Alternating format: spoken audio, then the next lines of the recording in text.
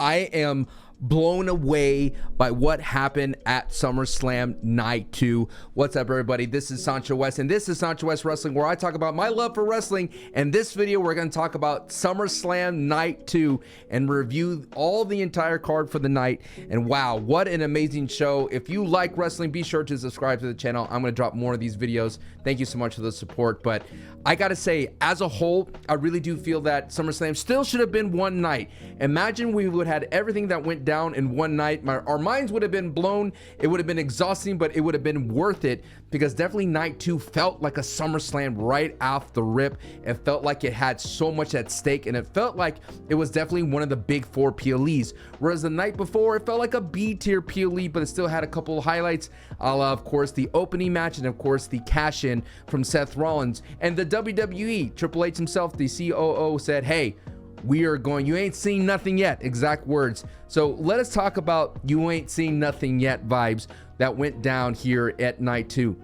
We opened up the entire night with Naomi versus Rhea Ripley and Io Sky, and this match what felt like a kind of like a, you know, a redoing of the Mania triple threat minus Bianca Belair. Instead you had Naomi. I still believe that that Mania match was a lot better. I think Bianca Belair adds a little bit more firepower, but still Naomi showed out. There was a couple of moments that Naomi looked very, very strong, and Naomi was controlling the entire match. It did open up with the both faces attacking the heel. Of course, you had this notion that Naomi ruined one of the best matches of all time when it comes to Evolution's main event between Rhea Ripley and Io Sky. It's still phenomenal match throughout the entire night. I like how Rhea looks strong. I like how Io looks strong. And of course, I love how Naomi stole this match, and it worked very well. You're still going to have this notion of Rhea and Naomi and Io. They're going to keep having this vortex of all of them. Another triple threat. I have no idea. A fatal four-way. Who knows where this series goes?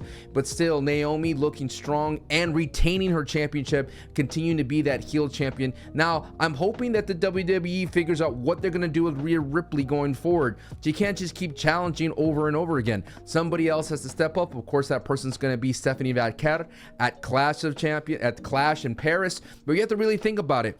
If they wanted to take the belt off of Naomi and put it on Stephanie Vaquer, and they wanted Stephanie Vaquer to be the champion, I think it'd be better to take it off of Naomi than a Rhea Ripley. I don't think Stephanie could beat Rhea, but I do believe Stephanie Vaquer could beat Naomi in Paris. So by far a great way to start SummerSlam and a great way to set the tone going forward. And I can't believe that they follow that match with the next one with the six-pack of the TLC Part 2, the Wyatt Sicks, DIY, Rey Fenix, and Andrade, Fraxium, and of course Motor City and the Street Profits.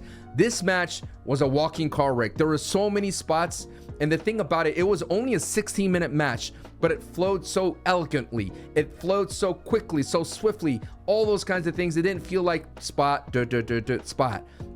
And the carnage of the ring not only included the 12 participants, but all the outside people. You talk about the rest of the Wyatt Sicks of Nikki Cross and Uncle Howdy and Eric Rowan.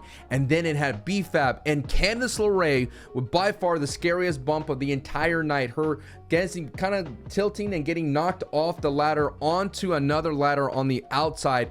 Insane thing. And I love the little details of this match of Johnny Gargano not caring about his wife's safety and continuing the match. I love the fallout that's gonna happen. Maybe that leads to Candice LeRae face turn, but I love the little details of this match, and it showed you that the entire time investing into the SmackDown tag team division worked really, really well. And when I predicted this match, I said this match you have to have the Wyatt Sicks win, because they have to look strong going forward. If they're going to be a heel tag team and they're going to be the one that tests the brotherhood of all the tag teams, you got to have everybody chase them. And if they could kind of sense that they're building up their strength, then W. Now the only kind of back factor or the downside of this match was a lot of outside shenanigans from the Wyatt Sicks. You literally had Eric Rowan get involved, you had Uncle Howdy get involved, and eventually both Dexter Lumis and Joe Gacy were able to take over with chair shots. But there were so many spots about this. I highly recommend you checking out my IG, Sancho West, to see all that happening.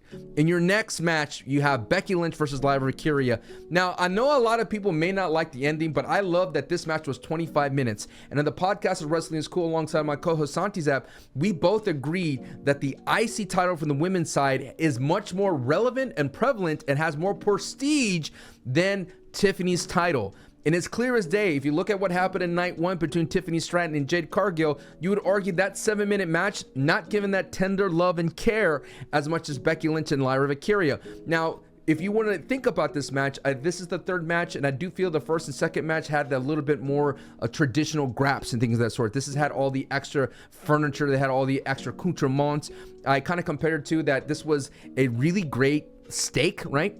But the WWE had to add all the different flavors, and they had a strong seasoning, and the strong seasoning wasn't that bad, and it wasn't overproduced. I felt everything in this match was earned, and I love the inclusion of Bayley in it because Bayley needs something to do. And it's interesting to see that Bayley was trying to do the right thing, and they had that moment of do it Bayley. And I love the idea of reuniting one half of the 4 horsewoman of Charlotte Flair, of course Sasha Banks is in AEW, or Mercedes Moné. But I like the idea of reuniting those two, but instead we get Bayley causing Lyra, and that protects Lyra. The only kind of criticism I have in this match is that they were really forcing the handcuff thing, and that's when I start to feel that this match was overproduced just a hair. You did not need to have Lyra handcuffed or zip tied in order to build that, and of course there was a moment where she got out of it too early, and I understand things happen, but for me it was an unnecessary thing, an unnecessary flavor in this great match that it was. And already I absolutely did love the finish, and I love how it ended, and I love the brutality of this match. In the next match, we had Solo Sikoa and Jacob Fatu, and for me, this is where things kind of went off the rails. This was a 12-minute match that really felt like it belonged on SmackDown. It felt like a recourse of multiple times that I've seen in SmackDown. The most surprising part of this match was Solo and Jacob Fatu, Jacob Fatu literally had an ability to go walk out of the cage, but instead he's going to close it, and he's all gas and no breaks, and that blows my mind that he did not want to win the United States title. It's right there in front of him. I understand what they're trying to do, and I understand what their hopes are trying to do in terms of building up the rest of the Solos faction. I did predict Jacob Fatu to win, but I did say it would be the help of Jimmy Uso and Jey Uso, because it's kind of interesting logically, and I know it's a strange word to put when you think about wrestling. Logically, wouldn't Jacob and Jimmy assume that the rest of the Solo faction would help, that they know that they are outnumbered, and that they would add somebody, a Sammy Uso, a Jey Uso? But no, that doesn't happen here, and instead the numbers game becomes a factor. Tala Tonga does help Solo Sikoa. Solo Sikoa goes out the front, and that's it. And I know they try to make Jacob look strong by taking a huge bump off the cage, but that doesn't mean anything. It reminded me, and I've been doing a Ryback and review series on the Patreon at patreon.com/SantiZap for the Wrestling School podcast. I watched Ryback try to shell shock Mark Henry in WrestleMania 29. It didn't work, and then they still, after the bell, had Ryback shell shock Mark Henry. It absolutely did nothing for Ryback, in my opinion, and I do see the same thing here. Taking a moonsault unnecessarily off the cage, yes, it's the character of the Samoan werewolf, but still it felt a very unnecessary thing to do considering such a high risk. And at the same time, literally at Survivor Series, we lost Bronson Reed for taking a high spot like that. In your next match, we had Dominik Mysterio versus AJ Styles for the IC men's title. This to me was a fun match. I loved it. It was 11 minutes of pure nostalgia and kind of like in honor of Eddie Guerrero. They had a lot of moments. You had AJ Styles literally coming out with a lowrider and his son dressed in Eddie gear from head to toe, and literally the boots really felt like Eddie. It felt really cool to see his hand wraps as well, but I really feel like this was a kind of like cementing Dominik Mysterio as a very strong champion. I mean, considering that he hasn't been any title defenses on this big stage, and this is one of the biggest ones that he did at SummerSlam. I absolutely love that he got the dub here, and I love that he has the ability to get 2 belts, considering that he's in the main event at Triple Mania for the Mega Championship. If they're going to put Dom with 2 belts, I think that's going to do wonders for his character. I like the idea of AJ kind of going back and trying to get inside the head of Dominik Mysterio, and I love all the callbacks to Eddie. My favorite moment, of course, is the chair spot. I always pop for that spot, but I have to say that it's important to have Dominik Mysterio looking strong. And not only if it was a 20-year anniversary, I love the idea of Dominic continuing his domination, and he did it the way that Eddie did it. And I love that it's a great callback, and it works for the character of Dominik Mysterio, Dirty Dom, and he did it without any help from a Roxy, from a Liv Morgan, and from anyone else from Judgment Day. In your main event, Cody Rhodes versus John Cena in a 40-minute match, 37 minutes and 45 seconds in a street fight for the Undisputed WWE Championship. I gotta say, at first, this match blew my mind. Of course, the questions going into it is John Cena heel? Is John Cena face? John Cena literally comes out with his old Titantron and he brings back the old vibes, runs in the ring, throws a hat, does it all.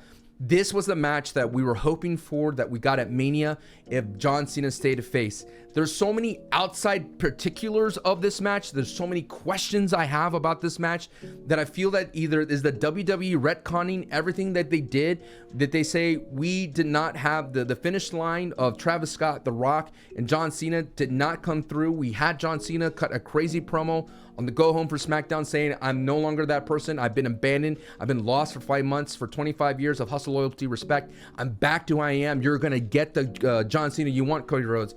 We literally retconned that in one promo, and we're thinking in the back of my head is that you're being played, you're being fooled, and no, instead we get a throwback like time machine match from John Cena that takes so many big moments from Super Cena. Even the crowd got into it. I had a little concern that Cody Rhodes was getting booed and John Cena was being cheered, and I said this would be an interesting opportunity for a heel Cena to be like, look how fickle you are, because that's been presented to us ever since the heel turn at Elimination Chamber. But no, this was just a vanilla, cut and dry, uber babyface versus uber babyface, Super Cena versus Super Cody, and I absolutely ate it up with a spoon. A lot of false finishes, a lot of crazy moments. It was necessary, not a crazy street fight. It wasn't on the same level in terms of furniture use as Becky Lynch and Lyra, but it still had a lot of high spot moments. They went into the stadium for a bit. But at the end of the day, it was beat for beat Super Cena, but instead of Super Cena not necessarily overcoming the odds, he ran out of gas, so to speak. The old bull couldn't beat the new young bull in Cody Rhodes. And I do love the secondary storyline of Cody Rhodes pulling the trigger, not being hesitant, being a little bit more vicious. And this is, I still believe this is not a heel turn from Cody Rhodes, even though you would like to believe that based on the crowd noise and based on the actions of Cody Rhodes. But you have to remember it was a street fight, so it kind of let it be tweener and let us have those moments with Cody Rhodes to show that he was taking John Cena seriously. And I do believe that in this nature, when it comes down to a lot of the Triple H booking, it's all about the lens you look at a wrestler, because sometimes the wrestler would do heel things, but they're the babyface. Look at Cody Rhodes and AJ Styles in that I Quit match. Cody did a lot of heel things, but he was the babyface. And it's the same with this situation. If you're a Cody Rhodes fan or a John Cena fan, you're looking at it with different lenses. Of course, John Cena was the babyface in terms of just the way he was, hamming up to the crowd, the way he was performing like the old school John Cena. And Cody Rhodes kind of slotted into that heel face a little bit, but it was tug and pull. I love the emotion. I love the drama of it all. The camera work was very nice. And so Cody Rhodes is your new champion, and he finishes the story in, I guess, story plus mode. But SummerSlam, of course, doesn't end, and the WWE is in the business of shock television. And what's the most shocking thing you can do? And during the curtain call for John Cena at his last SummerSlam, then bringing back Brock Lesnar. That's right, Brock Lesnar, who's been gone for years, has now returned to face Superman. Doomsday is here to face Superman and take him out, and he looks lean and he looks mean. And this is a kind of like, I would say, an epilogue for John Cena. If John Cena's not going to have any appearances for a long time, and they're going to put John Cena on ice to get ready for this final hurrah with Brock Lesnar and John Cena at Saturday night's main event, I think that'd be a banger thing. It's going to be John Cena's last match. And you could argue that, sure, John Cena's last match should be putting somebody over, but you have to say that he literally put a young Cody Rhodes over here and passed the torch and let him be the quarterback one. This right here is an epilogue. This is the final last dance for John Cena to take out his big bad. And you could argue that Randy Orton could have been that. You could have argued CM Punk could have been that. But what a better way to do it than with Brock Lesnar. All hype goes down. Brock Lesnar gives an F5 and leaves in the ring. And there was a very cool sentimental moment, of course, John Cena saying his goodbye to SummerSlam. And I think it was a very nice way for the WWE to give a nice little curtain call, let the crowd really embrace John Cena and really say goodbye in terms of just last big old PLE. So I really like that moment. And this is, of course, the match we should have got at WrestleMania. And it's the most interesting question that I leave you, the people that love this channel and the people that have been here this far. What do you think that the WWE is saying about The Rock, Travis Scott, all those things? Am I looking too much into it? Let me know. This gets a major thumbs up for me for SummerSlam. I still believe that it should have been one night because it would have been a banger of a one night. Thank you so much for watching, and be sure to subscribe. I bid you good night and adieu. Arrivederci.